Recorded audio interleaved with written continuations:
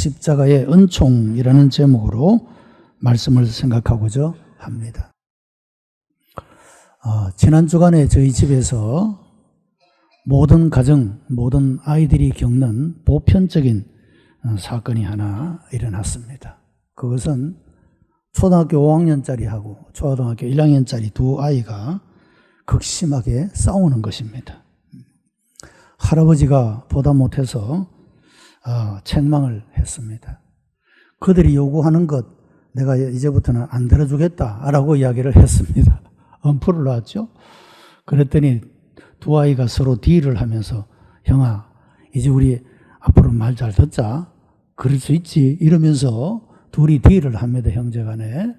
그래서 이제 말 잘 듣기로 했으니까 요청을 들어달라는 겁니다. 뭐 덥고 하니까 해수욕장에 가자는 거죠. 그래서 안 돼. 지난번에도 약속해놓고 안 지켰잖아. 그러니까 내가 내 말을 어떻게 믿을 수가 있어? 한번 증명해봐. 말 잘 듣는다는 것을 내가 믿을 수 있게 증명을 해봐 하니까 증명을 할 수가 없잖아요. 수없이 반복해 왔는데 안 싸운다고 또 싸우고 또 싸우고 또 싸웠는데 증명할 방법이 없잖아요. 얘 아이가 1학년짜리가 그런 말을 해요. 할아버지 그러면 내가 어떻게 해야 돼? 이래 묻는 겁니다. 내가 어떻게 해야 돼? 사람이 할 수 있는 방법이 없어. 내가 약속해도 그 약속 못 지키니까 약속해도 소용없고 그것도 믿어주지도 않고 감당할 능력도 없고 안 돼. 한 가지 방법은 할아버지가 그냥 불쌍히 여기는 것밖에 없어. 할아버지가 그냥 긍휼히 여기는 것밖에 없어. 그래서 말없이 갔습니다. 자, 여러분 우리가 하나님 앞에 우리가 인생을 살아간다 하면서 우리가 그럴 때가 참 많지 않습니까? 하나님 잘못했습니다. 죄송합니다. 수없이 말을 반복합니다. 다시는 그러지 않겠습니다. 약속하지만 여러분 우리의 삶이 그렇습니까? 또 넘어집니다. 또 아버지의 마음을 아프게 합니다. 우리가 어떻게 하면 될까요?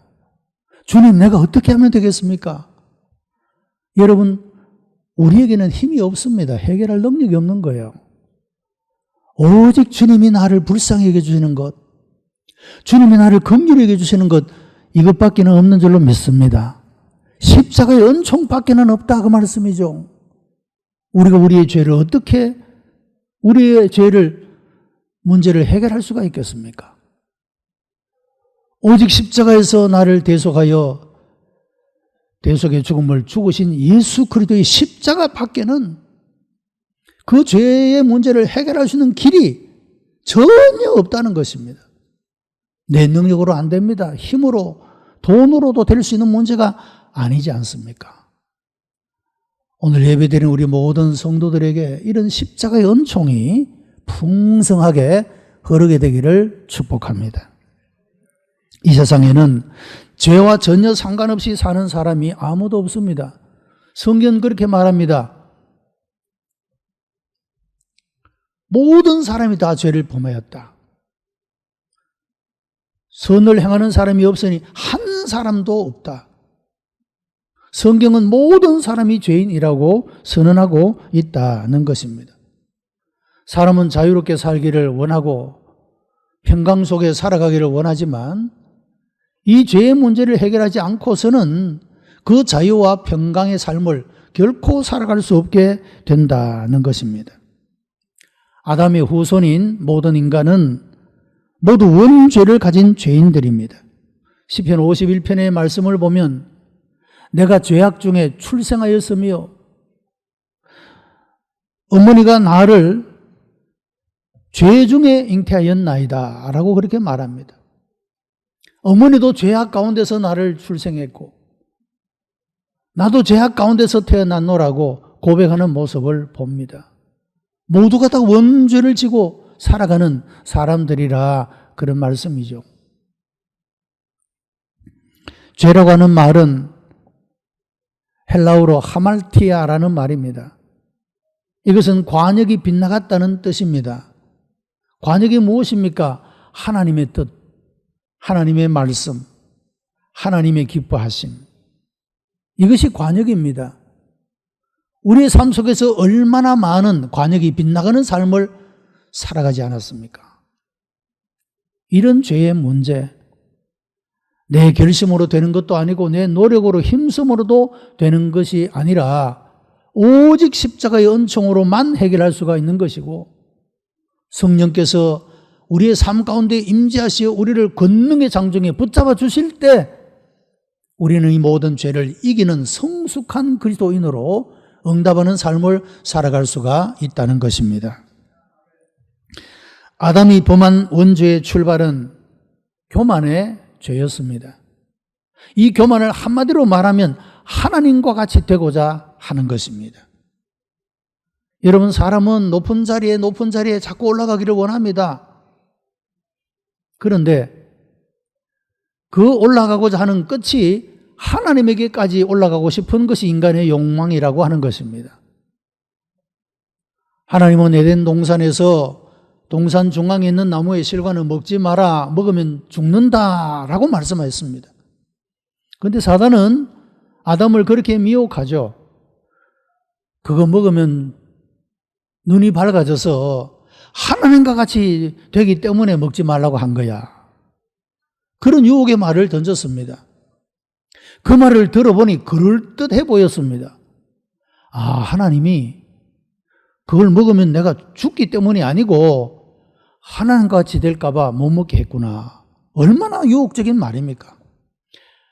여러분, 시험은 항상 매혹적이라는 것을 볼 수가 있습니다.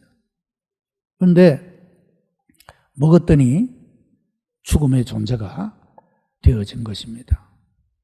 아담의 마음속에 무슨 죄가 자리하고 있었습니까? 내가 하나님과 같이 되리라.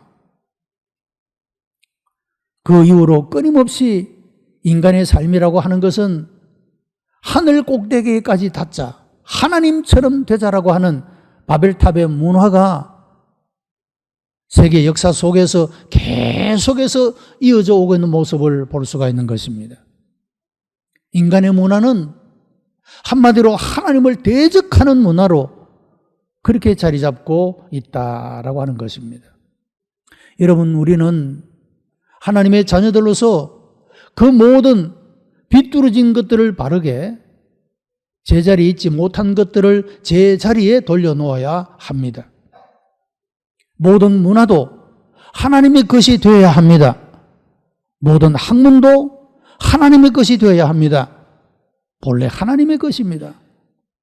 사람이 그 자리를 차지하고 하나님처럼 되려고 하는 교만 때문에 이와 같은 죽음의 존재가 되고 있는 그런 모습을 볼 수가 있다는 것입니다. 죄라고 하는 것은 버리지 않으면 상속됩니다. 그러므로 같은 죄가 흐르는 것을 끊어버려야 하는 것입니다.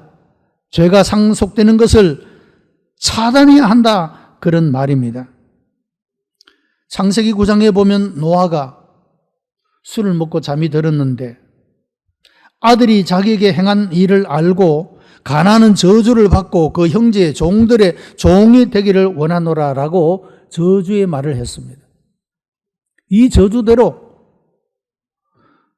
그는 아버지의 허물을 덮어주지 아니하고 불효했던 함의 아들인 가나안은 저주를 받았고 자손 대대로 저주스러운 삶을 살았던 모습을 보게 됩니다. 여러분, 성경에 나오는 헤롯 가문을 생각해 보면 이 죄가 그 가계를 통하여 타고 흐르는 모습을 보게 됩니다. 소위 헤롯 대왕은 예수님이 탄생했을 때 그 나라를 통치했던 왕입니다. 예수님의 탄생의 소식을 듣고 2세 이하의 모든 남자아이는 다 죽여버려라, 잔혹한 명령을 내렸습니다.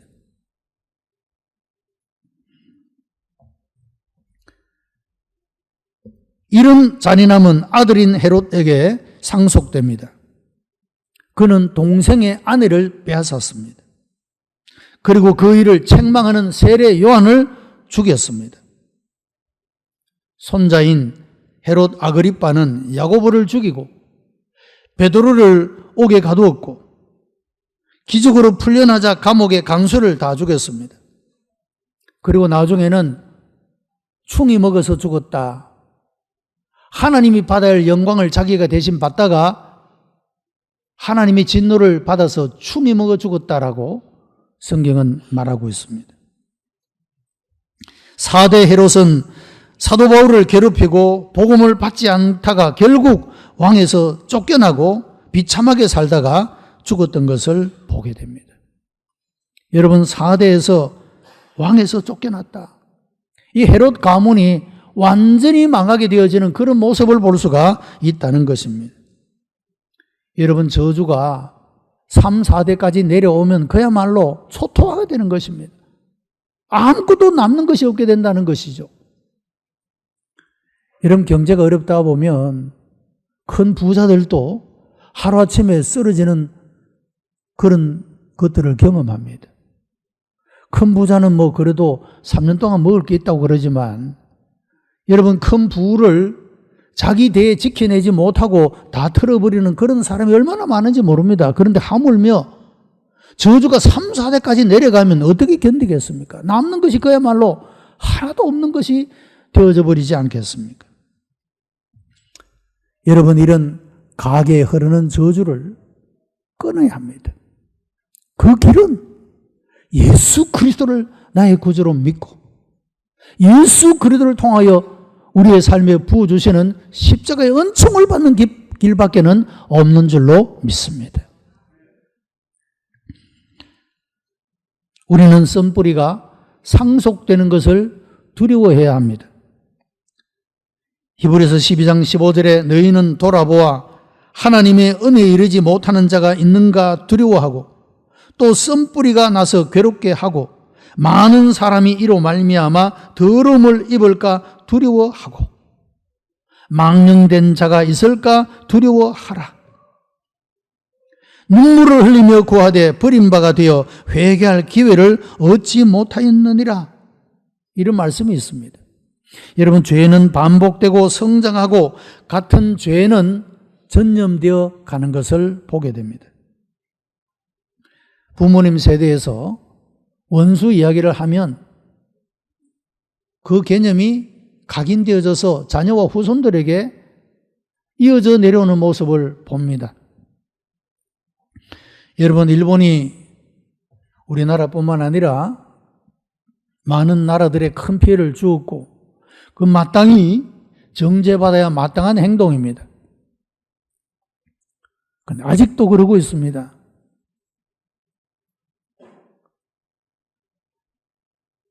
그래서 우리 한국 사람들 생각 속에는 일본 하면은 운동을 해도 무조건 이겨야 되고 무조건 쓰러뜨려야 될 상대로 그렇게 생각하지 않습니까?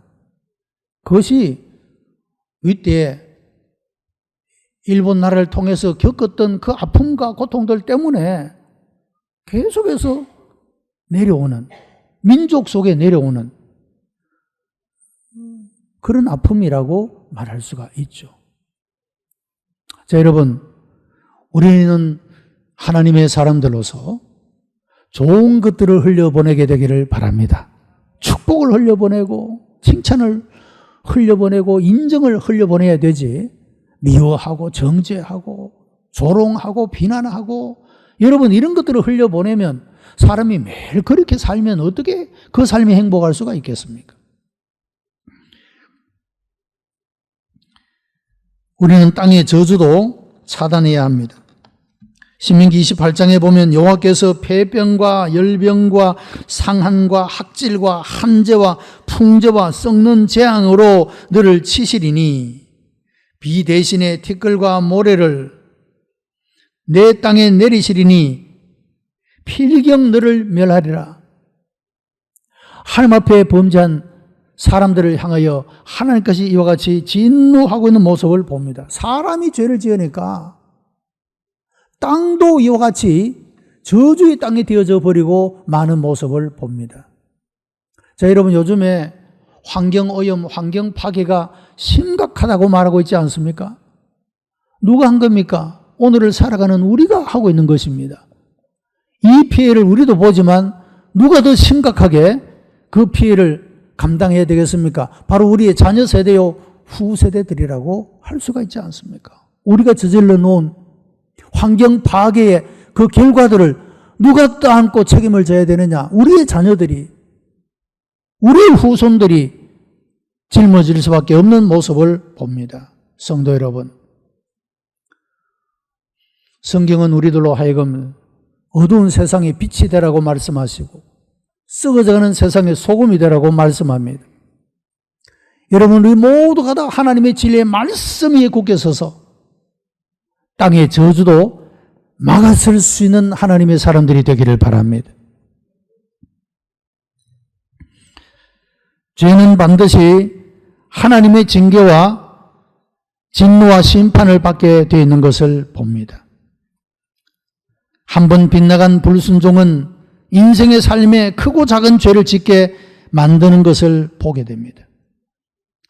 여러분, 사람이 자기 자신이 죄인이라는 것을 확실히 깨달아야, 그리고 내 힘으로는 이 죄의 문제를 해결할 수 없다는 사실을 확실하게 깨달아야 우리는 십자가 앞에 갈망함으로 나아갈 수가 있고 십자가의 사랑에 우리는 감격할 수가 있게 되는 것입니다. 삼손은 정욕 때문에 파멸을 당한 대표적인 인물입니다. 우리가 잘 아는 대로 삼손이 나실인으로 하나님께 구별된 사람으로 응답하는 삶을 살아가야 했음에도 불구하고 그 마음속에 가졌던 정욕 때문에 두 눈도 잃어버리고 명예도 잃고 힘도 잃고 모든 아름다운 것들을 다 잃어버린 비참한 결과를 맞게 된 모습을 볼 수가 있지 않습니까? 여러분, 이런 일은 옛날에만 이야기가 아닙니다. 오늘날에도 N번만 사건, 충남도지사, 부산시장, 서울시장, 여러분, 얼마나 외신들이 보도를 하며 우리 한국인들의 얼굴을 얼마나 부끄럽게 하고 있지 않습니까? 죄는 반드시 하나님이 심판하시고 하나님이 진노하신다는 사실입니다. 야고보서 4장 17절에는 이러므로 사람이 선을 행할 줄 알고도 행치 아니하면 죄니라 말씀합니다.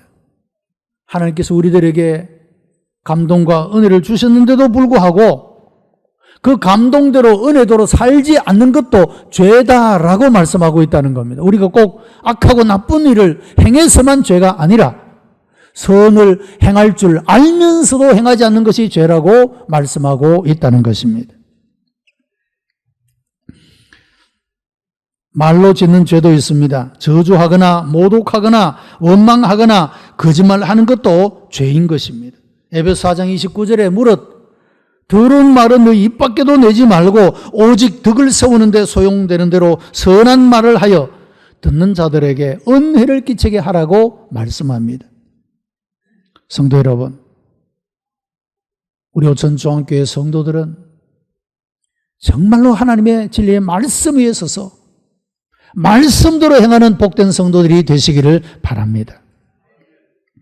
하나님이 죄악들을 심판하실 때 노아 시대는 물로 심판하셨고 소돔과 고모라에는 불로 심판하셨고 역사 속에서 지진으로, 홍수로, 전염병으로, 전쟁의 참화로 하나님이 심판을 행하신 모습을 우리는 역사 속에서 끝없이 경험하고 보아오고 있다는 것입니다. 여러분, 사람들은 죽으면 그만이지 그렇게 생각하고 극단적인 선택을 하는 사람이 있습니다. 그런데 여러분, 분명히 알아야 될 것은 죽는다고 끝나는 게 아닙니다. 이번에는 보니까 사람이 죽고 나니까 공소권 없음. 그래서 끝난 것 같아 보입니다. 여러분, 우리 민법, 형법, 인간적인 법 안에서는 사람 죽었으니 더 이상 죄를 물을 것이 없다 할지 모르지만 성경은 그렇게 말하지 않습니다. 히브리서 9장 27절, 한 번 죽는 것은 사람에게 정한 것이요 그 후에는 심판이 있다. 죽는다고 끝나는 게 아닙니다. 죽는다고 없어지는 게 아니다 이 말씀이죠. 이 죄의 문제는 죽어도 끝나지 않습니다. 해결해야 하는 것입니다. 어떻게 해야 돼요? 우리 힘으로 될 수가 없어요. 우리 노력으로 될 수도 없어요. 오직 십자가의 은총만으로 해결될 줄 믿습니다. 우리는 십자가 은총을 받고 살아야 되는 거예요. 죄의 결과는 하나님과 분리된 삶을 살아가게 됩니다. 이사야 59장 2절에 오직 너희 죄악이 너희와 너희 하나님 사이를 내었고 너희 죄가 그 얼굴을 가리워서 너희를 듣지 않으시게 함이니 라고 말합니다. 여러분, 죄는 하나님과의 관계를 막는 담이 되는 것입니다. 그리고 모든 인간관계가 파괴되어 버리는 것입니다. 죄책감에 시달리고 마음의 평안과 기쁨이 사라지게 되는 것입니다. 셰익스피어가 쓴 4대 비극 중에 맥베드라고 하는 책에 보면 그런 말이 나옵니다. 맥베드 장군이 큰 왕을 죽이고 자기가 왕좌에 오릅니다. 그런데 그가 왕좌에 오를 때마다 이 죽은 왕의 망령이 나타나서 그를 괴롭힙니다.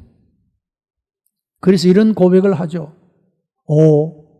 아라비아의 모든 향수를 가지고도 이 피 흘린 작은 손 하나 씻을 수 없단 말인가. 그렇게 독백하는 모습을 보게 됩니다. 아무리 아름다운 향수라도 피 흘린 손은 씻어낼 수가 없는 것입니다. 오직 십자가에서 대속의 죽음을 죽으신 예수 그리스도의 십자가의 보혈만이 죄의 문제를 해결할 줄로 믿습니다.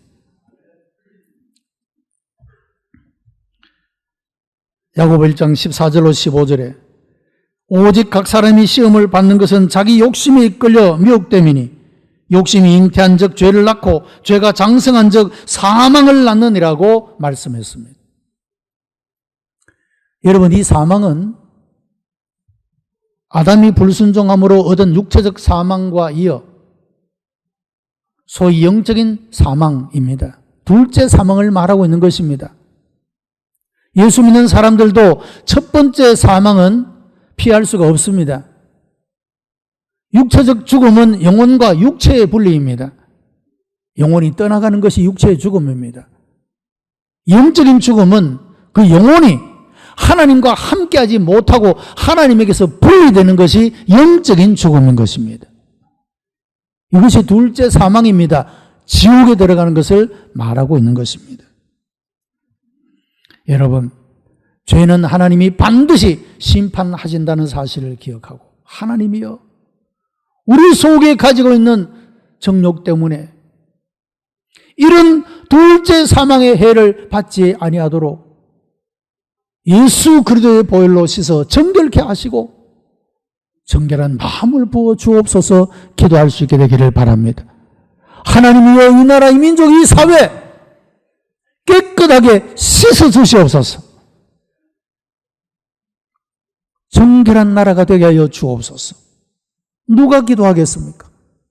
누가 부르짖어 기도하겠습니까?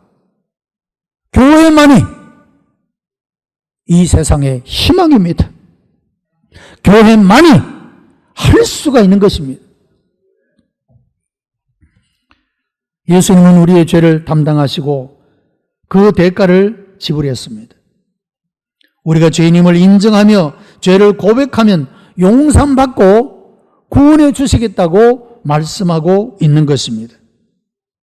오늘 이 말씀을 듣는 우리 모든 성도들이 우리의 죄를 자복하고 죄인임을 인정하고 이 죄의 문제는 내 힘으로 해결할 수 없음을 고백하고 오직 십자가 앞에 나아가는 길만이, 오직 십자가에서 흐르는 하나님의 긍휼과 하나님의 은혜와 하나님의 사랑만이 우리를 구원할 수 있다는 신앙의 고백을 하나님 앞에 올려드리며, 우리 모두가 다 내 개인의 삶에 가게에 흐르는 저주를 끊어내고 하나님의 축복이 흐르는 삶을 살아가고 가정을 만들어가고 가문을 만들어가는 우리 복된 성도가 다 되시기를 주님의 이름으로 축복합니다. 기도하십시다. 은혜가 풍성한 하나님, 감사와 찬송과 영광을 하나님 앞에 올려드립니다. 우리를 사랑하시어 하나님의 자녀를 삼으시며 이 귀한 십자가 은총으로 우리를 긍휼히 여기시며 죄를 사시며 구원해 주시는 은혜를 감사드리옵나이다. 이 어두운 세상에서 빛처럼 살게 하시고 썩어져 있는 세상에서 소금처럼 살아가는 하나님의 사람들이 되도록 주님 우리를 권능의 장중에 붙잡으시고 우리를 보호하시며 인도해 주시옵소서. 이 나라의 민족을 불쌍히 여기시고 이 모든 죄악 가운데서 건져 주시기를 원하옵나이다. 온 성도들이 부르짖는 간구와 기도를 들으시고 이 땅 이 백성을 고쳐 주시옵소서. 예수 그리스도의 이름으로 기도드리옵나이다. 아멘.